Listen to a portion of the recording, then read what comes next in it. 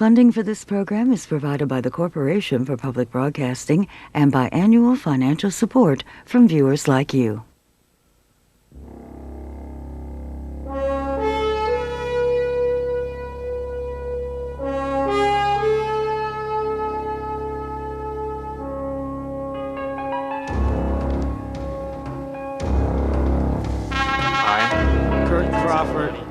Do solemnly swear that I will support and defend the Constitution of the United States against all enemies, that I will bear true faith To me, the FBI means the premier law enforcement agency in the world and a model for all law enforcement agencies to look to. So help me God. So help me God. Congratulations. The FBI is the symbol of law enforcement in America. Its 10,000 agents chase the worst criminals, but they also protect the nation from spies and those who use violence for political ends. At times, they've aroused fierce controversy. If you read the files in my own case, everything negative in my life was orchestrated directly by the FBI. For the first time, the Bureau has opened its doors to outsiders. This series will show how FBI special agents work and why they arouse such strong feelings. And it will explore the legacy of J. Edgar Hoover, the man who ran the FBI for almost half a century. He created it. He built its formidable reputation. And he nearly destroyed it. The jacket, the tie, and fedora hat were the trademarks of Hoover's FBI. This is the modern image, transformed to tackle an ever more violent America.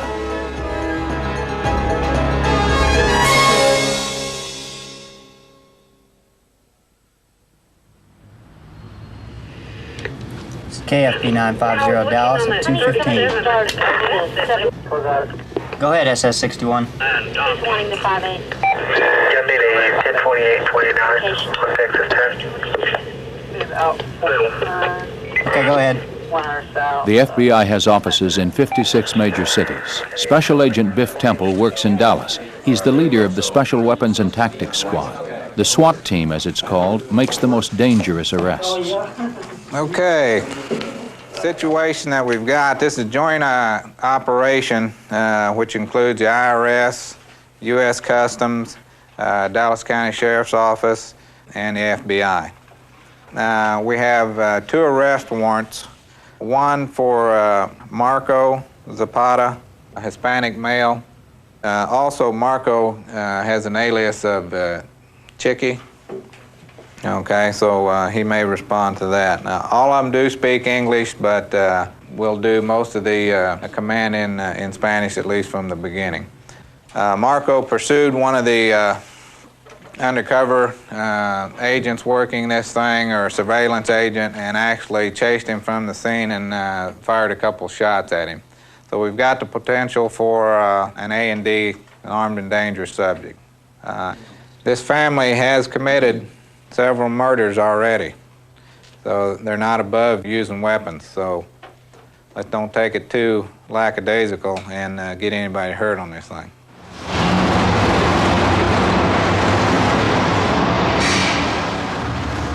At dawn the next day, the squad sets off on the raid.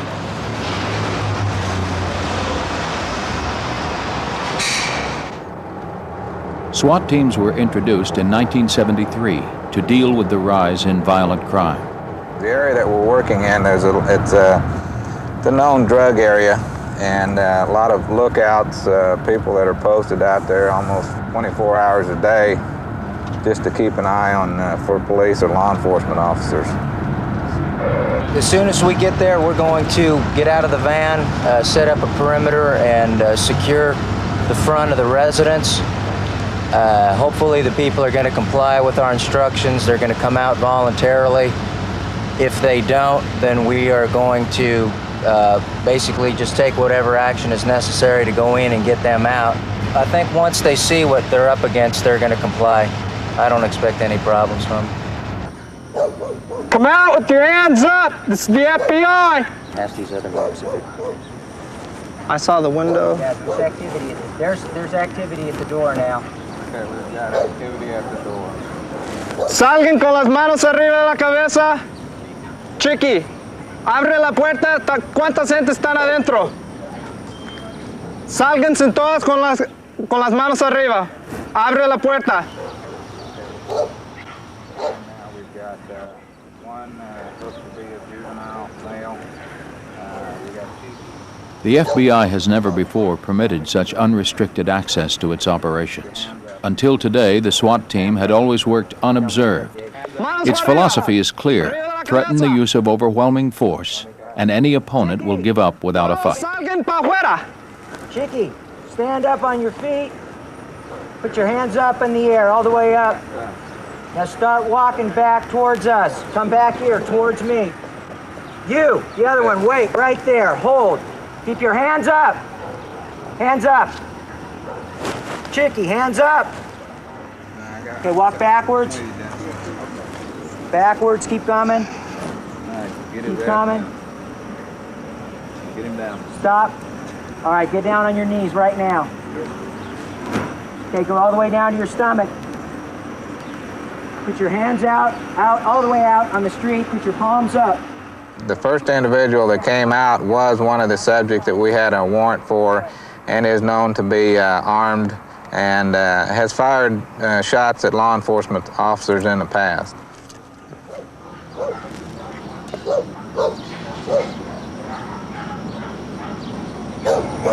Keep coming.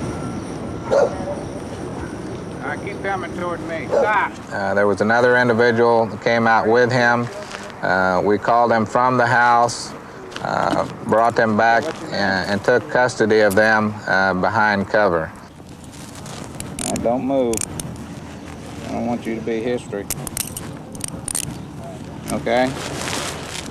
I think the citizens of the United States are really concerned with the violence that's taken over a large part of our country. And to combat that, then the FBI is taking their resources and trying to combat that on a national level. Turn around, you don't need to look this way. 60 years ago, at the height of another crime wave, the FBI was first permitted to carry guns. Don't move for right now, it's only a little bit longer. The violence of the 90s has brought a further response. The traditional FBI approach now frequently gives way to a style more suited to the modern era. You have to remember, a lot of these people have automatic weapons, some of them have explosive devices, so what may appear to be excessive force could very quickly turn into minimum necessary force. This is a very different image of the FBI to the traditional fedora collar and tie image. Is this a comment on modern America, would you say? Unfortunately, to a great extent, we have to be on the streets enforcing the drug laws and the violent crime laws and searching for dangerous fugitives, and a great deal of our work is with SWAT teams, tactical teams, hostage negotiators. So the white-collar image is only partially true. We always had to be prepared for that ultimate contingency. Typical FBI agent in training is Richard Spellman, 25, of Baltimore, Maryland. For nearly half a century, Richard Spellman epitomized the image of the special agent. Spellman, like every candidate, had to be a U.S. citizen, college trained in law, accounting, or in languages. It was a clean-cut, wholesome, and moral image, and it dominated the public's perception of the FBI for as long as the man who created it dominated the Bureau. This was J. Edgar Hoover's vision. A special agent must be a good marksman and have the courage to shoot it out with the most venomous of public enemies. He must know how to take fingerprints and what to do with them afterwards. He must know that no clue, no matter how seemingly unimportant, can be overlooked. And he must realize that no case ever ends for the Federal Bureau of Investigation until it is solved and closed with the conviction of the guilty or the acquittal of the innocent.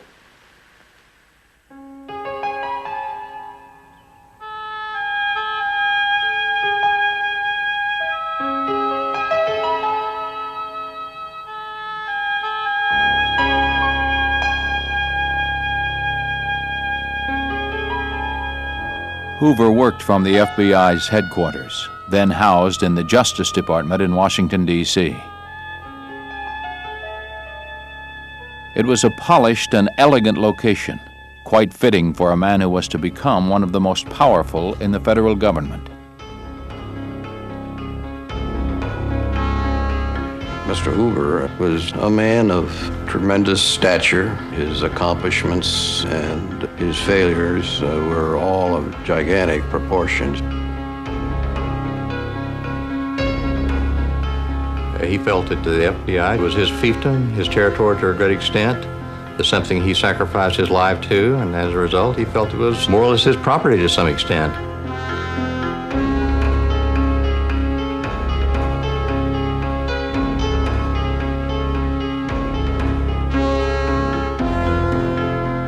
Hoover was single-minded in his devotion to his work. His early years were a productive and transforming time.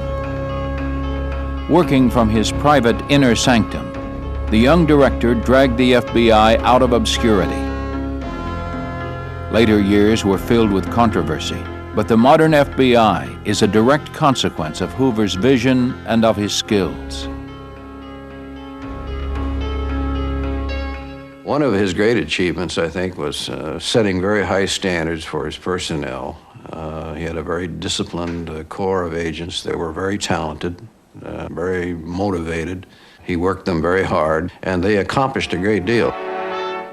In every important U.S. city are the inconspicuous headquarters of men whose job is to see rather than be seen. His contribution to law enforcement in this country was immeasurable, because when you consider at the time that he took over the FBI, there was a lack of professionalism, there was a considerable amount of corruption, and he started to establish law enforcement as a profession. And he used the FBI as an example that it could be done, that you could hire the proper people, you could develop the proper technical support systems, such as the lab and fingerprints and so on.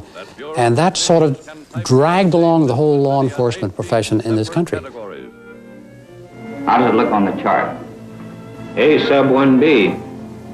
Belongs to the same blood group as the other one, all right. In command of all special agents fighting on the FBI front is their tireless and hard-hitting director, John Edgar Hoover. The image of the agent was that of a conservative businessman. And Mr. Hoover and the Bureau wanted us to wear dark business-type suits, dark shoes, white shirts. There was that identity to the agents. Clean-cut, dark suit, and we just did it.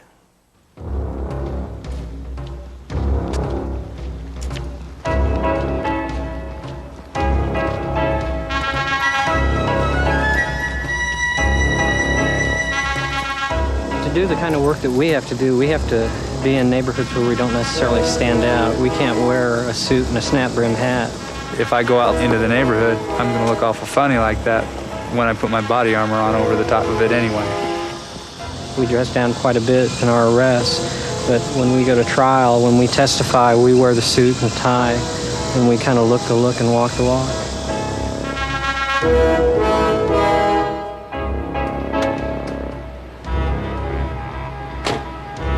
There are warrants out for the arrest of more than 12,000 people in the Dallas area. The FBI is doing its best to reduce that figure. We're going after two attempted murder subjects, Nico Riley and Lawrence Mask. We have information they might be in an apartment complex in North Dallas. They got into an altercation with a 20-year-old black male named Rodney Gray, and at the end of the altercation, they weren't satisfied, I guess, but they came back and broke into his apartment, pinned him up against the wall, and shot him in the chest 5 or 6 times. And had a separate gun battle with some other witnesses. There's a good possibility if they're there that they're armed, there'll be a weapon somewhere inside that apartment. The FBI's job is to chase only the most dangerous fugitives. Agents always work in pairs and in close cooperation with the local police. You want to hit this one, or do you want to go take the guy who's surrendered, or what do you want to do? Yeah, we'll hit this one. Okay. Yeah. It's the patio right here. I think most of the people that work in the Bureau are the kind of people that get an adrenaline rush from making a good arrest or being involved in an investigation that takes a dangerous person, a predator, off the streets and puts them behind bars where they can't hurt anybody. It's very satisfying work. We'll just knock first. You can see the accomplishment there. When that guy doesn't get to hurt anybody anymore, you produce something. It's almost like a blue-collar work ethic where you can see the results of your work because this man or whoever can't commit that same crime again. He's locked up. You know, you took him off the street, you took him out of society.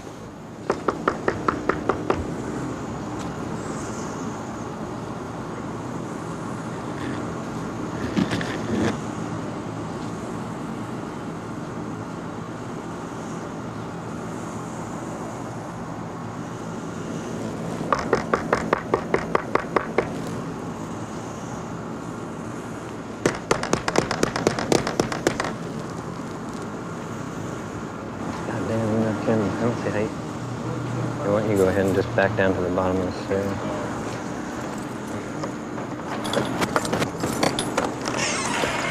FBI, we have a warrant! Move back there.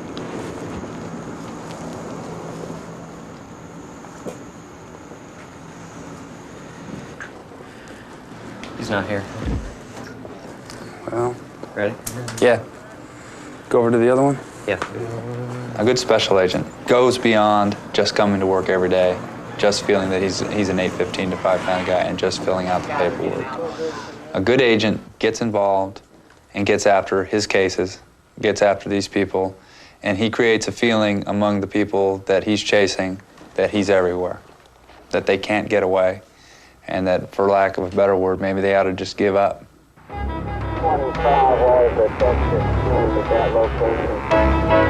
You'll call me as soon as he's got something.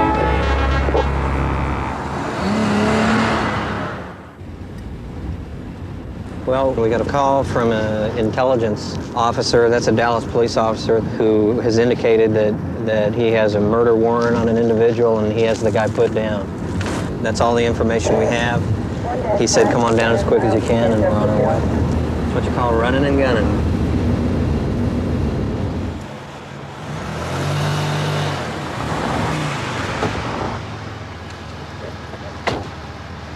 Michael Roney! Michael, come on out!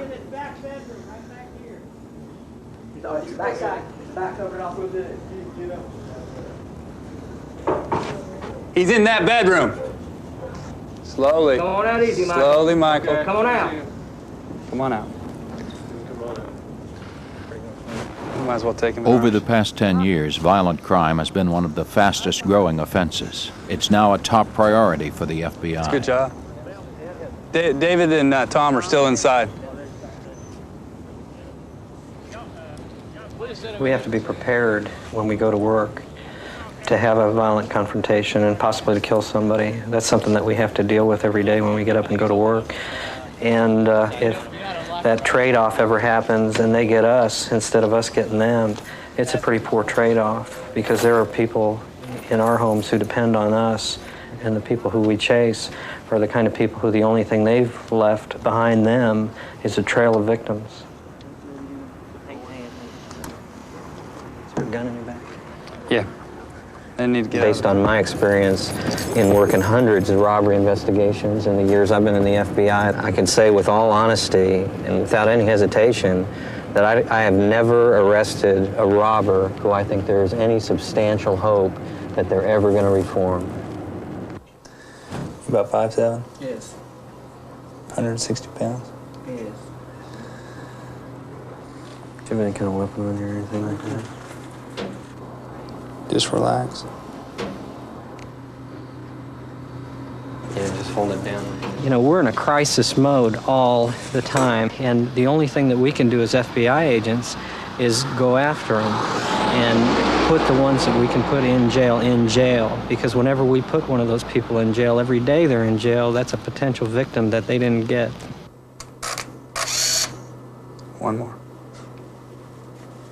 The FBI has a very good reputation in American law enforcement. It's seen as a professional entity that has a great history of accomplishment.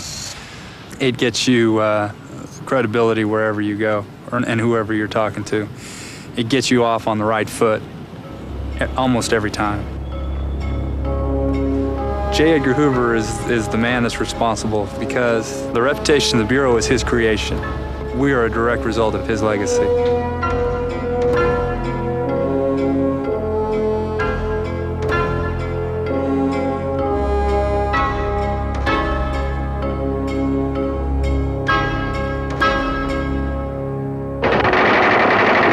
Director Hoover supervising field practice, and the target might be a gangster car.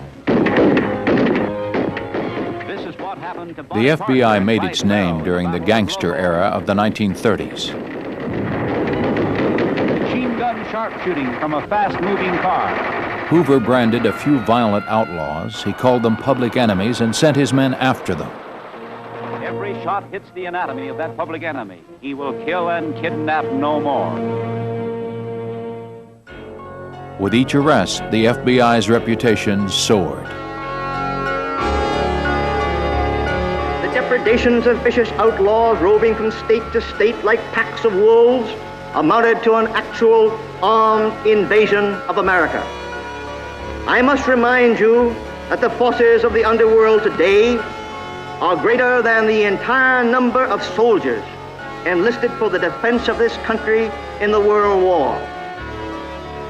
With a personnel of less than 600 men, it has been possible for the Federal Bureau of Investigation to carry on a successful campaign of detection and apprehension of the most deadly characters in the history of American criminality. He was a celebrity. Wherever he went, everybody was very impressed that Mr. Hoover was in their midst.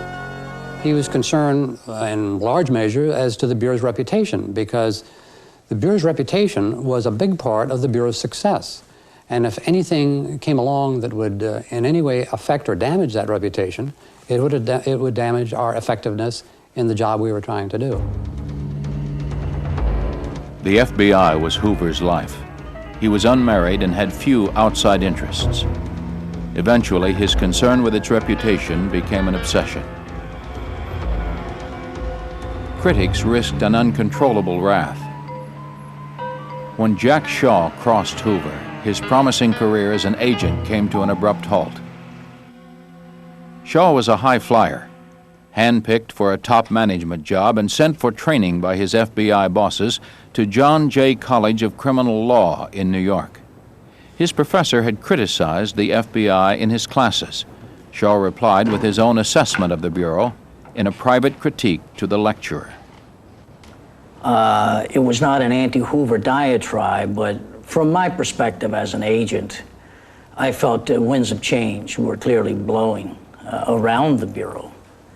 And the Bureau was slow, the Bureau being Mr. Hoover. I felt the Bureau was suffering rust, varicose veins, if you will. Unfortunately for Shaw, a draft of his letter was discovered, picked out of a wastebasket by a colleague, and handed to the special agent in charge of the New York office where he worked. He was hauled in front of his boss. It became very confrontational. At the end of the second day, I was suspended indefinitely and never allowed to come into the New York office again. And by the middle of the following week, I was notified that the Bureau had made a decision to suspend me for 30 days without pay, transfer me as a disciplinary transfer to Butte, Montana, and place me on probation for 6 months for having prepared a document which contained criticism of the Bureau and for having failed to report criticism by a person outside the Bureau. Shaw was eventually forced to resign. Hoover condemned his atrocious judgment, but the director's full involvement became clear only when Jack Shaw read his own FBI file. There were marginal notes throughout the file in Hoover's handwriting with his initials on it. So I would say that he didn't mark every page, but he clearly was made aware of the developments of the internal investigation and had been clearly the one who made the decision. I feel I've been manhandled and mistreated officially and non-officially. I don't feel that I've done anything of a subversive or derogatory nature to bear that stigma the rest of my life, or for however an arbitrary time Mr. Hoover decides it should be attached, and I want my name vindicated. I am not going to accept arbitrary and capricious reasoning in this because I apparently have offended an institution. I mean, this thing was going to be a large stone around my neck. I sensed that. I called New York immediately and discussed it with an SAC there, and he said, there's nothing that we can do. They're mad. They're mad. I said, what do you mean mad? Upset? He said, no, I mean mad, insane.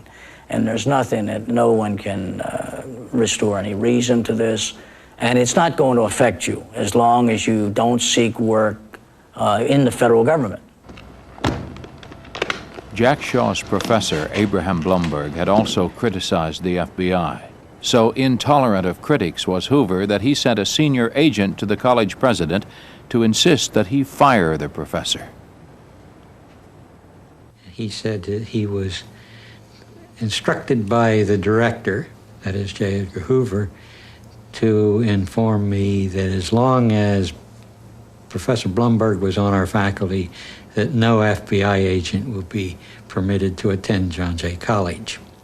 I told him in that case there would be no FBI agents at John Jay College because Blumberg stayed.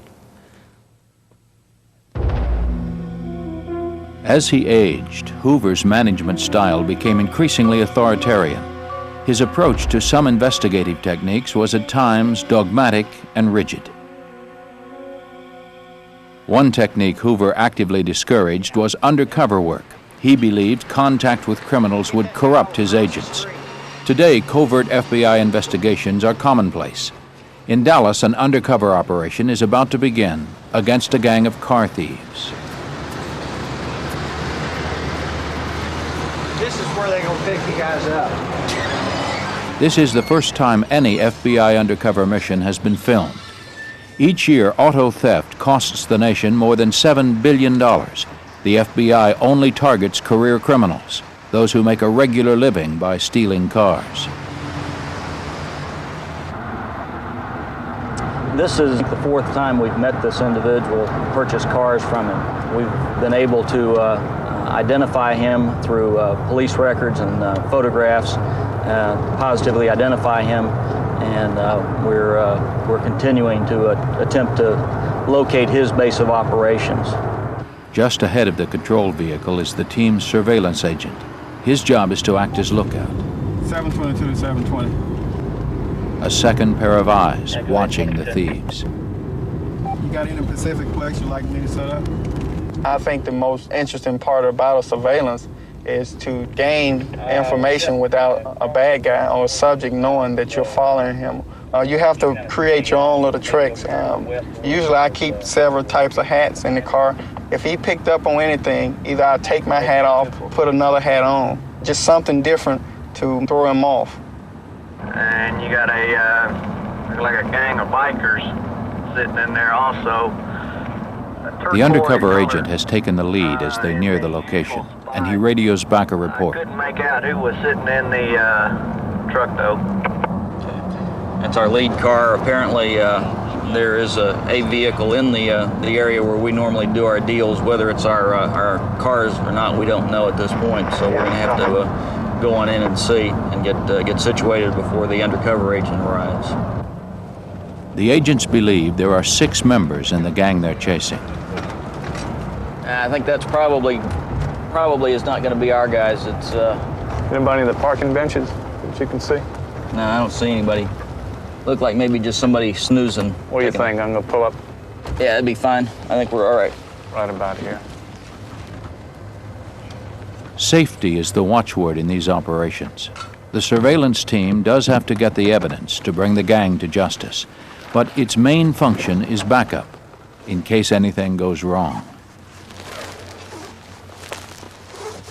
Actually, as long as these blinds are closed on one side, they can't see through.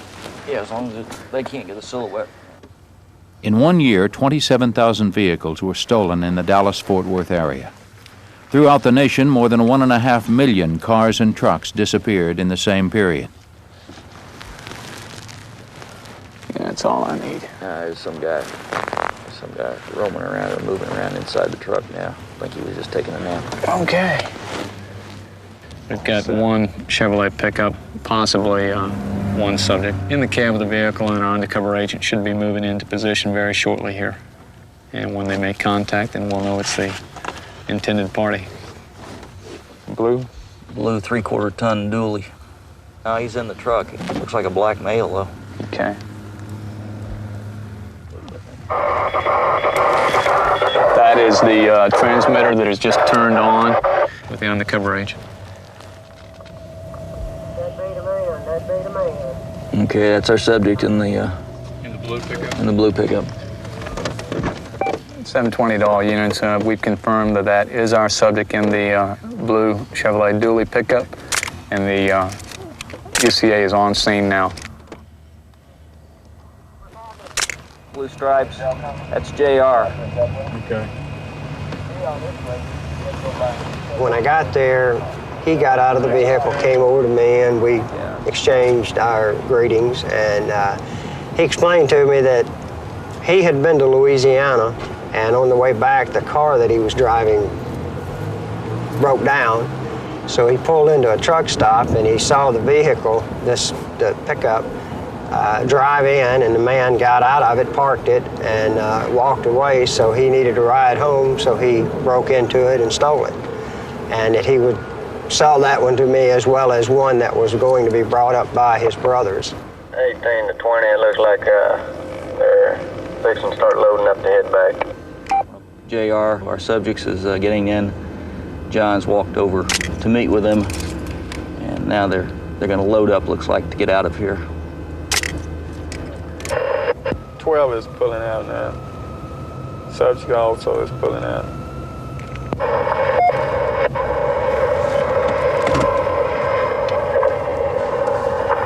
Subject went north on Main Street.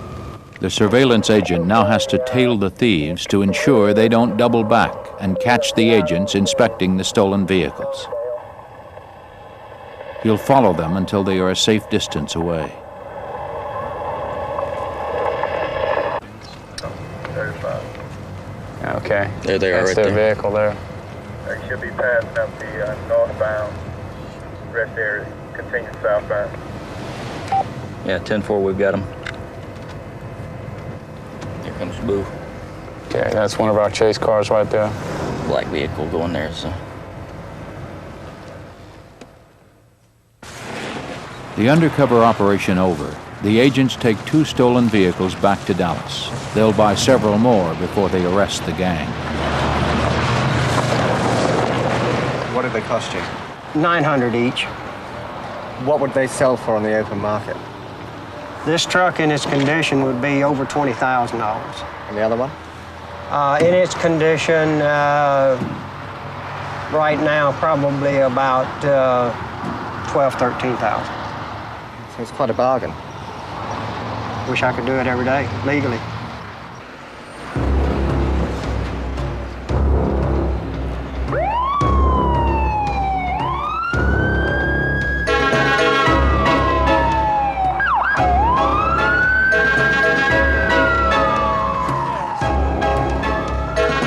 The first FBI undercover operations were very different from today's highly organized affairs.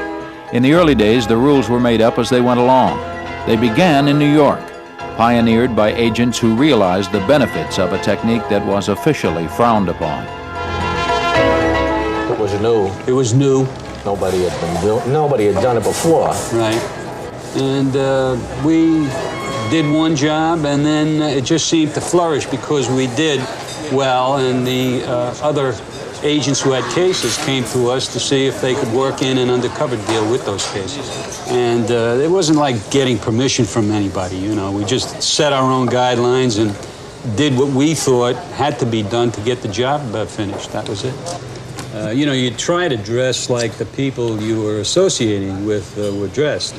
And those things we would design ourselves, and we would go out and and purchase our own undercover clothing, if you will. And when it came time to show a diamond ring or a classy watch, we had contacts in the city. We worked the city for years. So we'd go to some of our jewelry contacts, and they would, on the basis of what we were and our reputation, they would loan us this stuff so that we could go ahead with the job. All types of rings, you know, and fancy-looking wristwatches, which we didn't. Diamonds, gold, you know, which we weren't in a position to buy. I'll give you a specific example. Didn't the Bureau headquarters give you an allowance to buy these things? Oh, of course not. No, never. Of course not. Back in the early days, I mean, the Bureau was always very tight. Very zealous about money. You're playing with the problems. taxpayers' money. We don't want you to go out and blow the money. You got to treat it like it's your own. Yeah. And that's how the Bureau was initially, you know. From what I understand today, they're very, very generous with the taxpayers' money.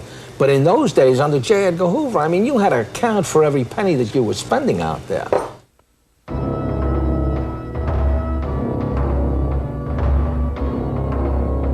Learning to use the undercover techniques that Hoover disapproved of has been a slow and at times painful process for the Bureau. Lack of experience and over-enthusiasm helped to turn some early undercover operations into serious embarrassments. In 1978, FBI agents raided the municipal courthouse in Cleveland, Ohio. They thought court employees were taking bribes to fix cases, and when the documents failed to flush out the culprits, they began an undercover operation.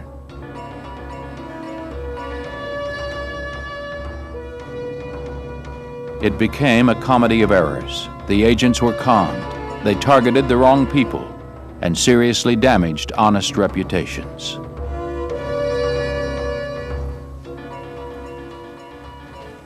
I believed in the FBI, and I believed they were infallible. It was a shock to me to find that they were not. They could have walked in our courtrooms and arrested us. Totally wrong people. I felt very, very bad about the whole thing. I just couldn't believe that that would happen in America. I just couldn't believe it.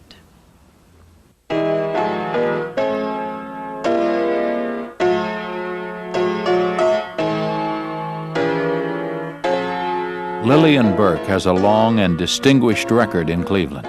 She was the first black judge in the state of Ohio. Her hallway is a testimonial to the high regard in which she is held in her own community. But the FBI thought she was a crook. They'd been told she was taking bribes. I just couldn't think of any reason why I should be singled out.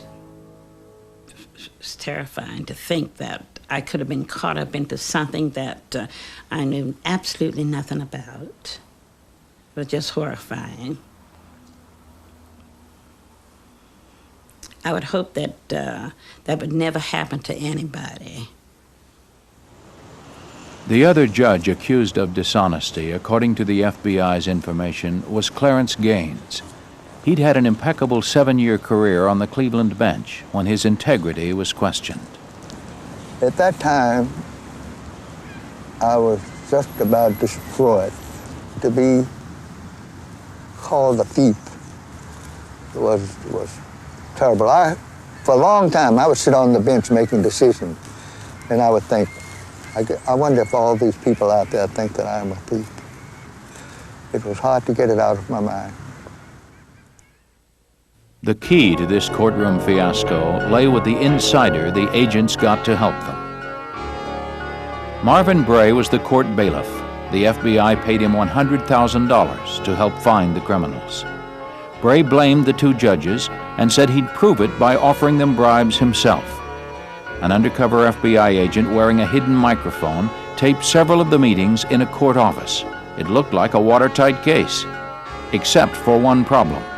Bray had lied for his money. He'd even used imposters to play the parts of the two judges.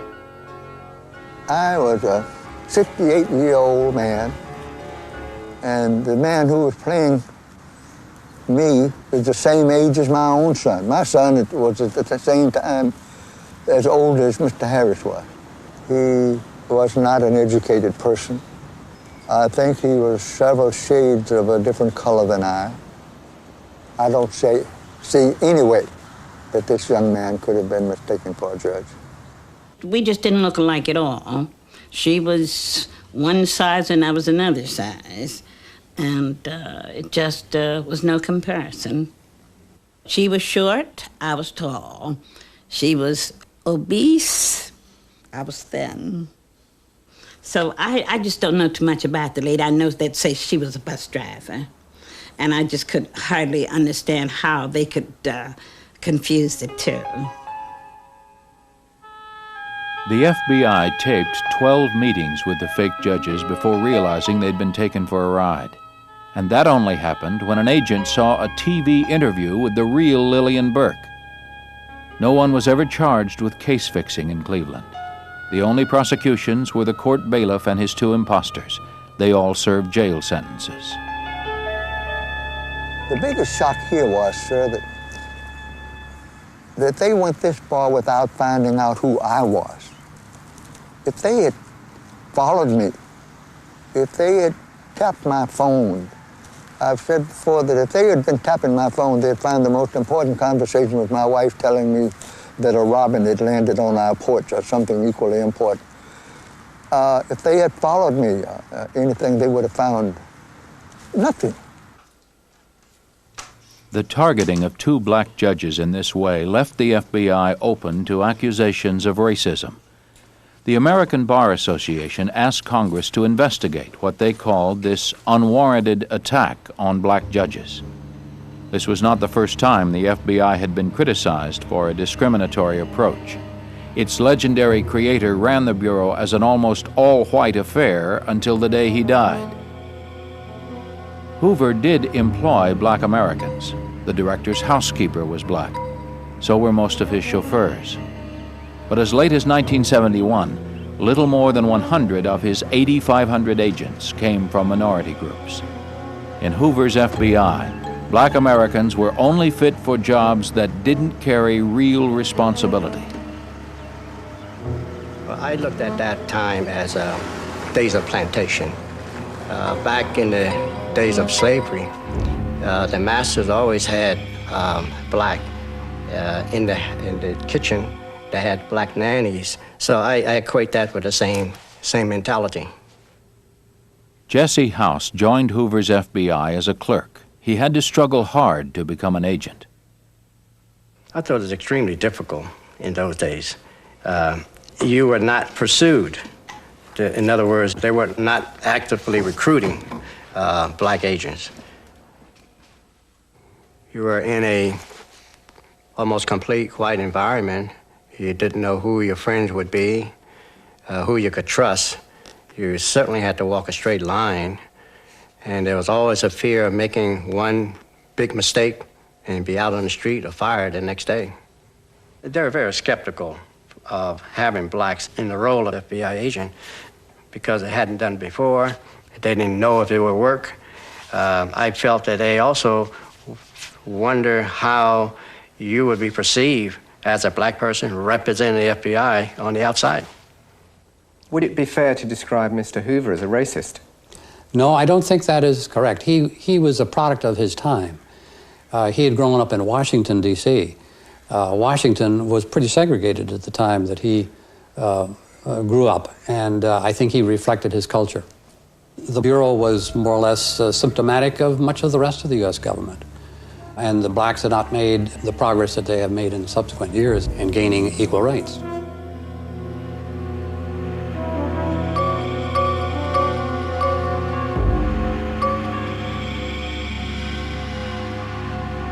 Racism still poses problems in the FBI. It forced Donald Rochon to give up his job as an agent as recently as 1991. There was a variety from blatant to subtle. For example, someone would put a picture of a monkey over a photograph of my children. There would be photographs in my mail slot in the office of a black man who was beaten up.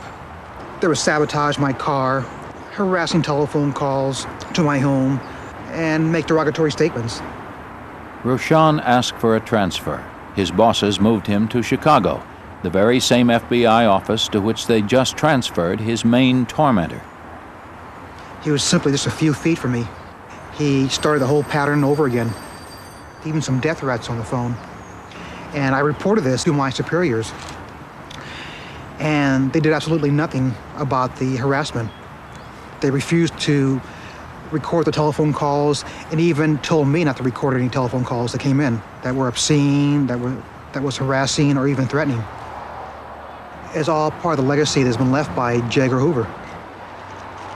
540 black agents have jointly sued the FBI for discrimination. In 1993, the Bureau settled their case by promising many of them long overdue promotions and career enhancements. If I was going to rehabilitate the FBI, I would start by changing the name of headquarters from the J. Edgar Hoover building, simply FBI headquarters, and move the photograph of J. Edgar Hoover from all FBI buildings, simply outlawed.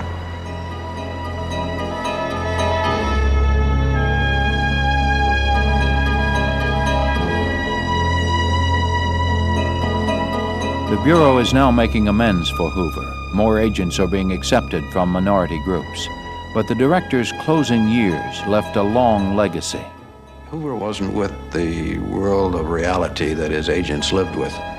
He was whimsical and capricious oftentimes in his dealing with the staff. He liked to encourage his agents in charge to be firm and fair. And I think he violated those principles constantly himself. With advancing years, he just didn't keep pace. He just was increasingly out of it.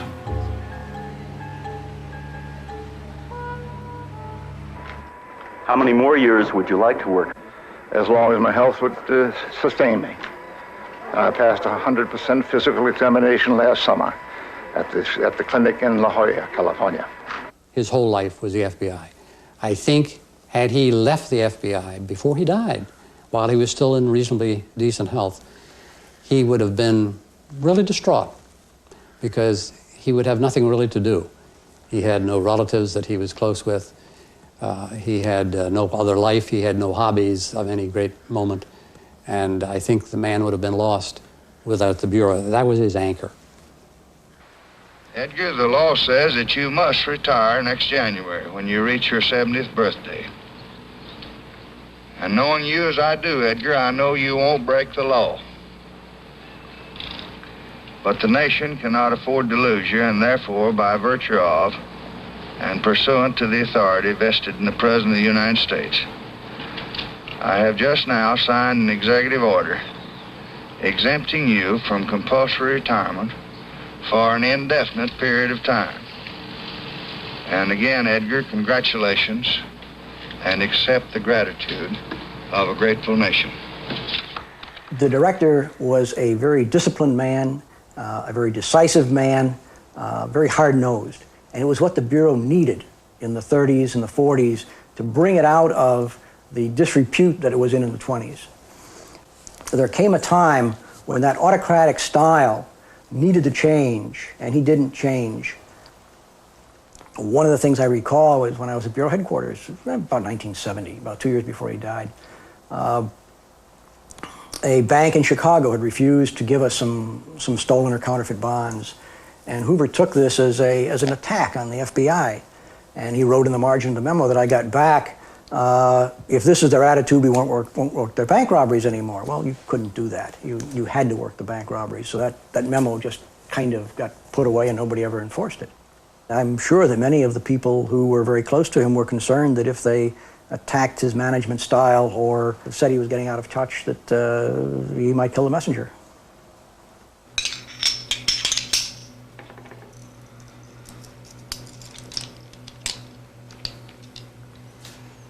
Special agents spend 16 weeks training at the FBI Academy.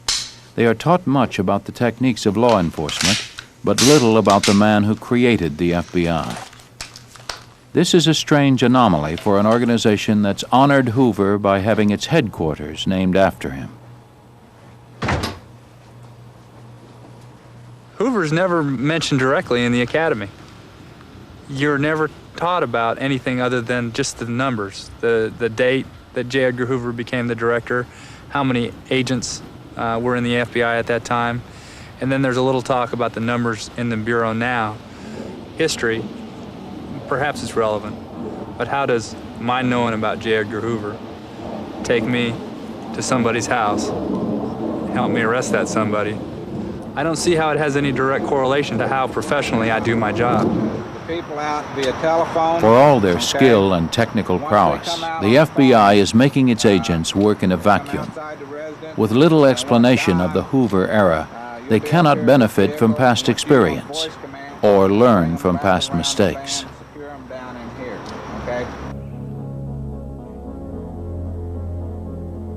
The Bureau still does not seem to have come to terms with the controversies that surround its most famous director.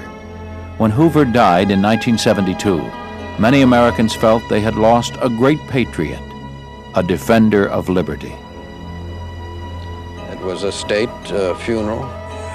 He was perhaps the only civil servant that I am aware of that was ever laid out in state in the Capitol Rotunda.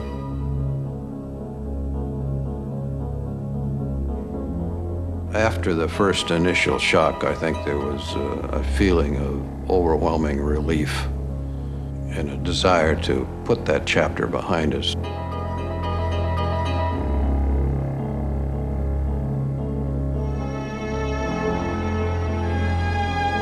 The full disturbing facts of Hoover's later years, the vendetta he waged against political dissent, and his cavalier use of the FBI's power only became clear several years after his death.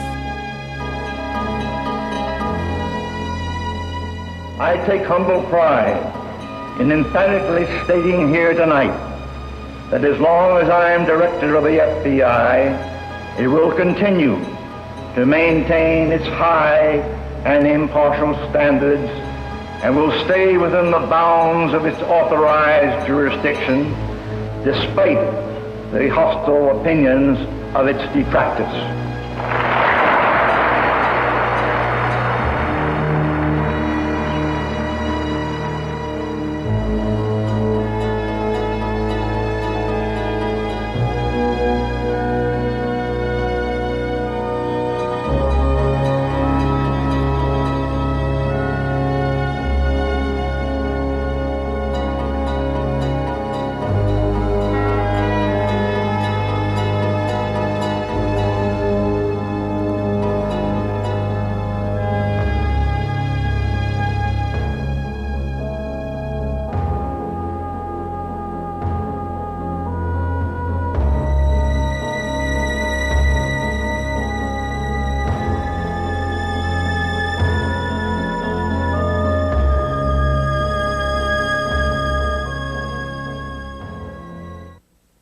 This program was produced by Connaught Films Limited for Channel 4 and for WETA, who are solely responsible for its content. Funding for this program is provided by the Corporation for Public Broadcasting and by annual financial support from viewers like you. To order a video cassette of Inside the FBI for educational use only, call 1-800-328-PBS1 or write to the address on the screen. This is PBS. Next on Inside the FBI, J. Edgar Hoover's obsession with communism. Communism in reality is not a political party. It is a way of life, an evil and malignant way of life. It reveals a condition akin to disease that spreads like an epidemic. And like an epidemic, a quarantine is necessary to keep it from infecting this nation. Wesley Swearingen was an FBI agent in the 1950s. His job in Chicago was to break into the homes and offices of the leading party members. I thought it was rather exciting, and I felt that there must have been some secret agreement between the FBI and the Attorney General or the President. Then I found out years later that it was actually illegal, that we did not have authority from anyone but J. Edgar Hoover.